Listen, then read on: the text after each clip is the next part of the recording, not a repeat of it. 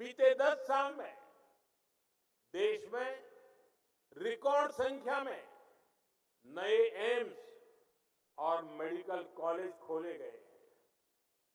आज इस कार्यक्रम में ही कर्नाटका, यूपी, एमपी और मध्य प्रदेश, वहां कई हॉस्पिटलों का शिलान्यास हुआ है। कर्नाटका के नरसापुर और बोम्मा सांद्रा में, मध्य प्रदेश के पीथमपुर, आंध्र प्रदेश के अचितापुरम और हरियाणा के फरीदाबाद में नए मेडिकल कॉलेजों का शिलान्यास हुआ है। यूपी के मेरठ में नए ईएसआईसी हॉस्पिटल का काम शुरू हुआ है। इंदौर में भी अस्पताल का लोकार्पण हुआ है। अस्पतालों की बढ़ती हुई संख्या बताती है कि मेडिकल सीटें भी उतनी ही तेजी से बढ़ रही है। मैं चाहता हूं किसी गरीब बच्चे के उसका जो डॉक्टर बनने का सपना है, वो सपना टूटना नहीं चाहिए। और मैं मानता हूं सरकार की सफलता उसमें भी है कि मेरे देश के किसी नौजवान का सपना टूटे नहीं। सपनों में भी अपना एक सामर्थ्य होता है। सपने भी कभी कभी प्रेरणा का कारण बन जाते हैं। मैं चाहता हूं किसी मध्यम वर्ग के बच्चे को मजबूरी में मेडिकल की पढ़ाई के लिए विदेश न जाना पड़े। इसलिए पिछले 10 साल से भारत में मेडिकल सीटें बढ़ाने का एक अभियान चल रहा है। बीते 10 साल में एमबीबीएस और एमडी की करीब कुल मिलाकर 1 लाख नई सीटें जोड़ी गई हैं। और मैंने इसी साल लाल किले से घोषणा की है कि आने वाले 5 वर्ष में हम मेडिकल लाइन में 75,000 नई सीटें और जोड़ेंगे। आप कल्पना कर सकते हैं गांव-गांव तक डॉक्टरों की पहुंच कितनी ज्यादा बढ़ने वाली है। साथियों, आज देश में 7.5 लाख से ज्यादा रजिस्टर्ड आयुष प्रैक्टिशनर हमारे यहां है। हमें ये संख्या भी और बढ़ानी है। इसके लिए भी देश में काम चल रहा है। आज दुनिया भारत को मेडिकल और वेलनेस टूरिज्म के एक बहुत बड़े सेंटर के रूप में भी देखती है। पूरी दुनिया से लोग योग, पंचकर्म और मेडिटेशन के लिए भारत आते हैं। आने वाले समय में ये संख्या और तेजी से बढ़ेगी। हमारे युवाओं को, हमारे आयुष प्रैक्टिशनर्स को इसके लिए तैयार होना होगा।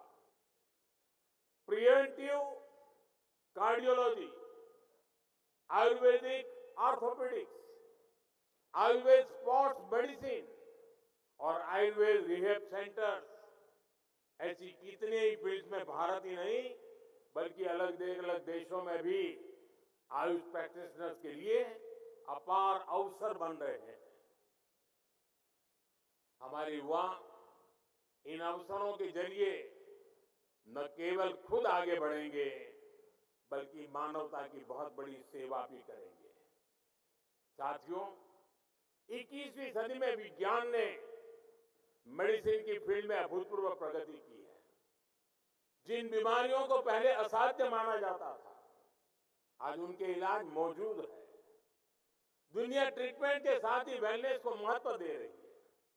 और वेलनेस की बात होती है, जब आरोग्यता की बात होती है, तो इसमें भारत के पास हजारों वर्ष पुराना अनुभव है। आज समय है हम अपने इस प्राचीन ज्ञान को मॉडर्न साइंस के नजरिए से भी प्रमाणित करें। इसलिए मैं लगातार एविडेंस बेस्ड आयुर्वेद की बात कर रहा हूं। आयुर्वेद में पर्सनलाइज ट्रीटमेंट प्रोटोकॉल्स का इतना गंभीर ज्ञान है, लेकिन आधुनिक विज्ञान के नजरिए से इस दिशा में पहले ठोस कंक्लूसिव वर्क नहीं हुई। मुझे खुशी है कि आज इस दिशा में देश एक अहम अभियान लॉन्च कर रहा है। ये अभियान है प्रकृति परीक्षण अभियान, ये प्रकृति परीक्षण अभियान, क्योंकि हम देखते हैं कोई पेशेंट होगा, आयुर्वेद के कारण अच्छा हो गया, परिणाम दिखता है, प्रमाण अवेलेबल नहीं होता है। हमें परिणाम भी चाहिए, प्रमाण भी चाहिए, ताकि हमें दुनिया को दिखाना है कि हमारे पास विश्व के आरोग्य की जड़ी बूटी पड़ी हुई है। इस अभियान के तहत आयुर्वेद के सिद्धांतों पर हम हर व्यक्ति के लिए आइडियल लाइफस्टाइल डिजाइन कर सकते हैं। हम बीमारियों के आक्रमण से पहले ही उन लोगों के लिए रिस्क एनालिसिस कर सकते हैं। मैं मानता हूं इस दिशा में सकारात्मक प्रगति हमारे हेल्थ सेक्टर को पूरी तरह से रीडिफाइन कर सकती है। हम पूरी दुनिया को हेल्थ केयर का नया पर्सपेक्टिव दे सकते हैं। साथियों, आधुनिक मेडिकल साइंस की सफलता का एक और बड़ा कारण है हर प्रिंसिपल का लैब वैलिडेशन। हमारे ट्रेडिशनल हेल्थ केयर सिस्टम को भी इस कसौटी पर खरा उतरना है। आप देखिए, अश्वगंधा, हल्दी, काली मिर्च, ऐसी कितनी हर्ब्स हम पीढ़ी दर पीढ़ी अलग अलग उपचारों के लिए इस्तेमाल करते आए हैं। अब हाई इंपैक्ट स्टडीज में उनकी उपयोगिता साबित हो रही है। इसलिए आज दुनिया में अश्वगंधा जैसी औषधियों की मांग तेजी से बढ़ी है। इस दशक के अंत तक अश्वगंधा एक्सट्रैक्ट की मार्केट करीब $2.5 बिलियन तक पहुंचने का अनुमान है। आप कल्पना कर सकते हैं, लैब वैलिडेशन के जरिए हम इन हब्स का वैल्यूएशन कितना बढ़ा सकते हैं, हम कितना बड़ा मार्केट खड़ा कर सकते हैं। इसलिए साथियों, आयुष की सफलता का प्रभाव केवल हेल्थ सेक्टर तक सीमित नहीं है, इसे एक और भारत में नए अवसर बन रहे हैं। दूसरी ओर ग्लोबल वेलबीइंग के प्रयासों को भी बल मिल रहा है। हमारे प्रयासों से 10 साल के भीतर भीतर आयुष देश के फास्टेस्ट ग्रोइंग सेक्टर में शामिल हो गया है। 2014 में आयुष से जुड़ा मैन्युफैक्चरिंग सेक्टर $3 बिलियन था, $3 बिलियन। आज वो बढ़कर लगभग $24 बिलियन हो गया है। यानी 10 साल में 8 गुना ग्रोथ। इसलिए आज देश का युवा नए नए आयुष स्टार्टअप्स लॉन्च कर रहा है। ट्रेडिशनल प्रोडक्ट्स, टेक्नोलॉजी ड्रिवन नए प्रोडक्ट्स, नई सर्विसेज, इन सबसे जुड़े 900 से ज्यादा आयुष स्टार्टअप आज देश में काम कर रहे हैं। आज भारत अब 150 देशों में कई बिलियन डॉलर के आयुष प्रोडक्ट एक्सपोर्ट कर रहा है। इसका सीधा लाभ हमारे किसानों को हो रहा है, जो हब्स और सुपर फूड्स पहले स्थानीय बाजार तक सीमित रहते थे, अब वो ग्लोबल मार्केट में पहुंच रहे हैं। साथियों, इस बदलते परिदृश्य का ज्यादा से ज्यादा फायदा किसानों को मिले, इसके लिए सरकार हब्स के उत्पादन को बढ़ावा भी दे रही है। नमामि गंगे परियोजना के तहत गंगा के किनारे नेचुरल फार्मिंग और जड़ी बूटियों के उत्पादन को बढ़ावा दिया जा रहा है। साथियों, हमारे राष्ट्र चरित्र की, हमारे सामाजिक ताने बाने की आत्मा है, सर्वे भवन्तु सुखिनः, सर्वे सन्तु निरामया। सब सुखी हो, सब निरामय हो। बीते 10 वर्ष में हमने सबका साथ सबका विकास के मंत्र पर चलकर इस भावना को देश की नीतियों से जोड़ा है। आने वाले 25 वर्षों में स्वास्थ्य क्षेत्र में हमारे प्रयास विकसित भारत का मजबूत आधार बनेंगे।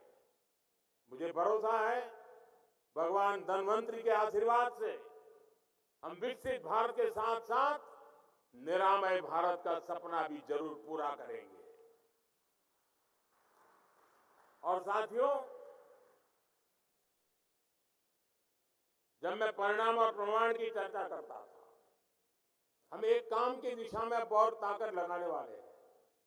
और वो है हमारे देश में हस्तप्रत मैन्युस्क्रिप्ट बहुत बड़ी मात्रा में बिखरी पड़ी हुई है। आयुर्वेद से जुड़ी हुई पर ऐसी मैन्युस्क्रिप्ट बहुत स्थानों पर बिखरी पड़ी हुई है। अब देश अपनी इस विरासत को संजोने के लिए मिशन मोड पे काम करने वाला है। ऐसे सारा जो ज्ञान का भंडार पड़ा हुआ है, कई शिलालेखों में होगा, कई ताम्रपत्र पे होगा, कई हस्तलिखित प्रतियों में होगा, उन सबको इकट्ठा करने का काम, और अब तो आर्टिफिशियल इंटेलिजेंस का युग है, इसको हम उसी तरह टेक्नोलॉजी से जोड़ना चाहते हैं तो उस ज्ञान में से क्या चीजें नई हम निकाल सकते हैं, तो उस दिशा में भी एक बहुत बड़ा काम हम करने के लिए जा रहे हैं। साथियों, आज के अवसर पर मैं फिर एक बार देश के 70 साल से ऊपर के सभी महान बुजुर्गों को वंदना करते, उनको प्रणाम करते हुए आप सबको बहुत बहुत बधाई देता हूं। धन्यवाद।